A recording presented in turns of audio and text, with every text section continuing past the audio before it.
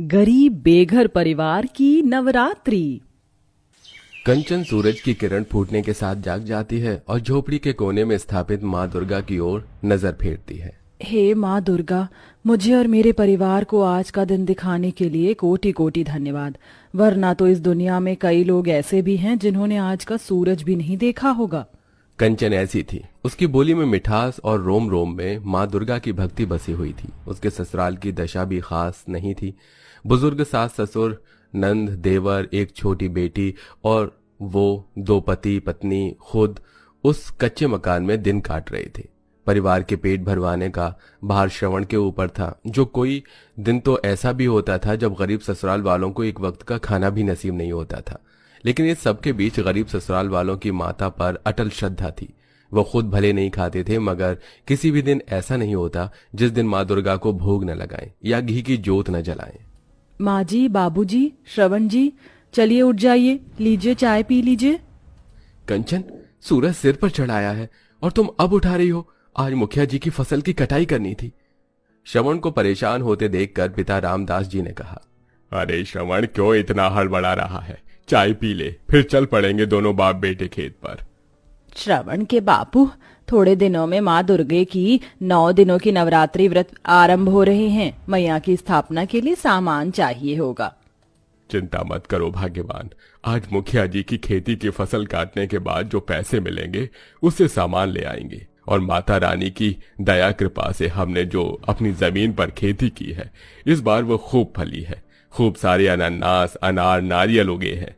इस बार नवरात्रों में फल बेचकर अच्छी कमाई हो जाएगी। तो सबसे पहले अपना घर पक्का करवा लेंगे और फिर कोई अच्छा सा लड़का देखकर आशा के हाथ भी पीले कर देंगे। गरीब ससुराल वालों के मन में बहुत सी आशाएं लगी थीं, लेकिन किसी को आने वाले संकट का एहसास भी नहीं था। जैसे ही रामदास खेत पर जाने के लिए उठते हैं तो किडनी में बहुत तेज दर्द खिंचाव महसूस होने के साथ वो जमीन पर चित्त होकर करहाने लगते हैं। आह, अरे आह, वाह! हे माता रानी, श्रवण के बापू, क्या हुआ तुमको? पिताजी, पिताजी, क्या हुआ आपको?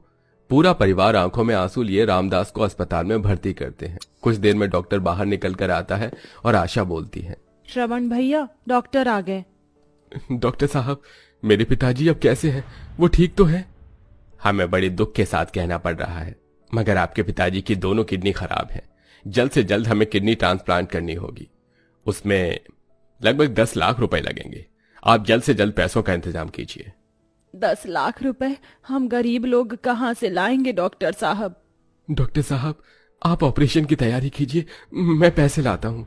डॉक्टर के जाने के बाद बहू कंचन चिंता के भाव से बोलती है, अजी, इतने पैसे आप इतनी कम मोहलत में कहाँ से लाएंगे? तभी बहते आंसुओं से श्रवण ने कहा, बाबूजी को बचाने के लिए मैं घर द्वार खेत बाड़ सब कुछ बेच दूंगा कंचन, और कोई चारा नहीं है। ये तो क्या बोल रहा है श्रवण बेटा? घर बार बिक जाएगा तो रहेंगे कहाँ? माँ जी, ससुर जी इस परिवार की जड़ हैं। इस वक्त उन्हें बचाना बहुत जरूरी है। माता रानी ने चाहा तो घर तो फिर बना लेंगे हम। सब कुछ बेचकर श्रवण पैसे जमा करता है और रामदास का ऑपरेशन होता है। पर अब पूरा गरीब ससुराल बेघर होकर सड़क पर आ चुका था। कंचन के हाथों में माँ दुर्गा की मूर्ति थी और सब सिर पर गठरी उठाई चले जा रही थी। पूरी सड़कों में नवरात्रि के उपलक्ष्य में साज सजावट हुई थी। रंग बिरंगी लड़ी जगमगा रही थी।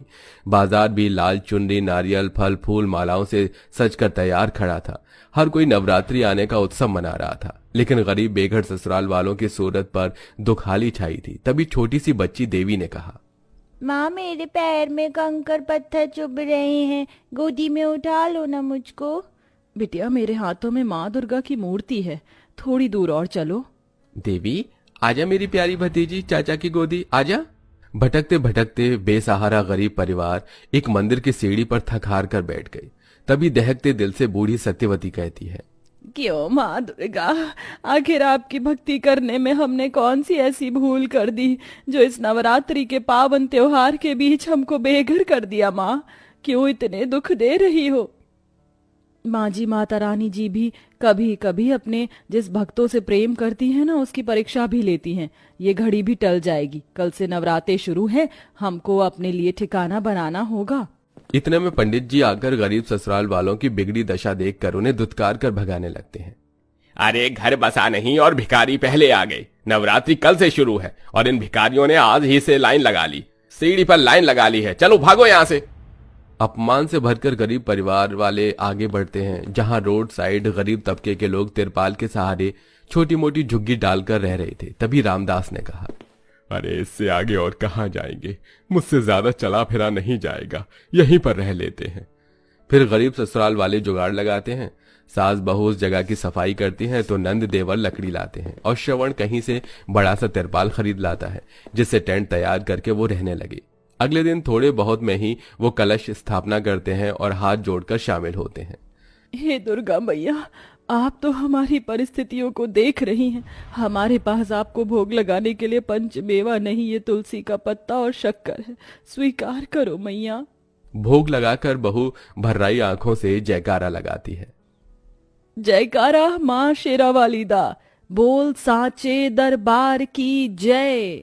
अच्छा माँ कंचन, मैं काम की तलाश में जा रहा हूँ, आप दोनों प्रार्थना करना। जाइए जी, दुर्गा मैया आपके साथ है। श्रवण भैया, मैं भी आपके साथ चलता हूँ। अरे पगले, मैं कर लूंगा सब, अपने भाई पर भरोसा रख। जानता हूँ भैया, आप अकेले सब कर लेंगे, लेकिन मैं भी तो इस घर का छोटा बेटा हूँ, मुझे भी करने दीजिए। दोनों भाई मुकेश श्रवण काम की खोज में जाते हैं। इधर ससुराल वाले उपवास में थे। देखते देखते शाम गुजर गई। लगातार भूखा रहने से सास की तबीयत बिगड़ जाती है। माँ जी, आप ठीक तो हैं? पूरा दिन ऐसे ही बीत गया, इसीलिए तबीयत बिगड़ गई। आशा, माँ जी का ख्याल रखना, सांझ हो रखी है, मंदिर में आरती हो रही होगी, थोड़ा तो प्रसाद मिल जाएगा। मन में आशा का दीपक जलाए गरीब बहू बेटी के साथ मंदिर में आती है, जहां दोनों को एक एक लड्डू मिलता है और पूरा ससुराल उसी से थोड़े में थोड़ा खाकर व्रत खोलता है। श्रवण जी, आप काम देखने गए थे, कोई काम बना? हाँ, बड़ी मुश्किल से एक जगह फूल उतारने का काम मिला। सेठ ने हम दोनों भाइयों को 20 रुपए दिए हैं। कोई नहीं, इतने में कल तो माता को भोग लग जाएगा, मगर देखते ही देखते वक्त कैसे गुजर जाएगा और नवरात्रि आ जाएगी, पता भी नहीं चलेगा। कन्या पूजन कैसे करवाएं, कौन आएगा कंजक खाने के लिए, हम गरीब ससुराल वालों के टेंट में। तुम ही तो बोलती हो ना कंचन, दुख में केवल दुर्गा माँ पर धीरज रखना है, सब ठीक हो जाएगा।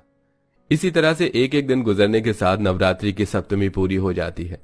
पैसे वाले लोग पंडाल लगवाते हैं, कोई माता की चौकी करवाता है तो कोई भंडारा कराता है, पर गरीब ससुराल वालों के पास कन्या पूजन तक के भी पैसे नहीं थे। तभी हताश होकर कंचन माता के दरबार में आकर रोने लगती है। माँ, अब ये परीक्षा और सहन नहीं होती माँ। ये गरीब भक्त आज तुम्हारे दरबार में झोली फैलाकर गुहार लगाती है, कोई तो रास्ता खोलो माँ। अगर मैंने और मेरे गरीब ससुराल वालों ने पूरी श्रद्धा भक्ति से आज तक तुम्हें पूजा है, तो उसका फल आज मुझे दे दो मैया। तभी चमचमाती कार के साथ पास में सूट बूट में खड़ा एक आदमी फोन पर बातें कर रहा था। आप ऐसे एन मौके पर कैसे मना कर सकते हैं? मैंने आपको पूरे 1 सप्ताह पहले लड्डू बनाने का ऑर्डर दिया था, अब उसे कौन पूरा करेगा? बिना वक्त गवाई कंचन उसके पास आती है। जय माँ दुर्गा की। भैया, आप कहें तो मैं और मेरा परिवार मिलकर 100 किलो लड्डू का ऑर्डर पूरा कर देगा। अगर आप ये कर दें तो बड़ी मेहरबानी होगी।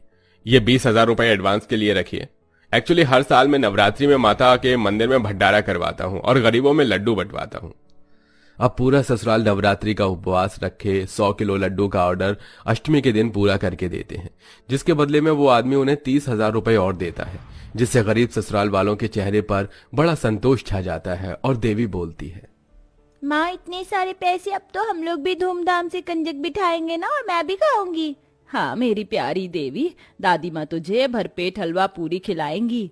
माँ जी, अब कल माँ दुर्गा का कंजक हमको इसी तिरपाल में बिठाना होगा, क्योंकि मूर्ति की स्थापना यहीं की थी।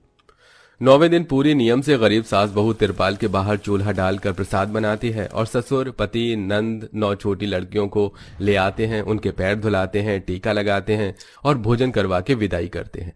अंत में बेघर ससुराल वालों को नवरात्रि के फलस्वरूप उनका खोया हुआ घर भी वापस मिल जाता है।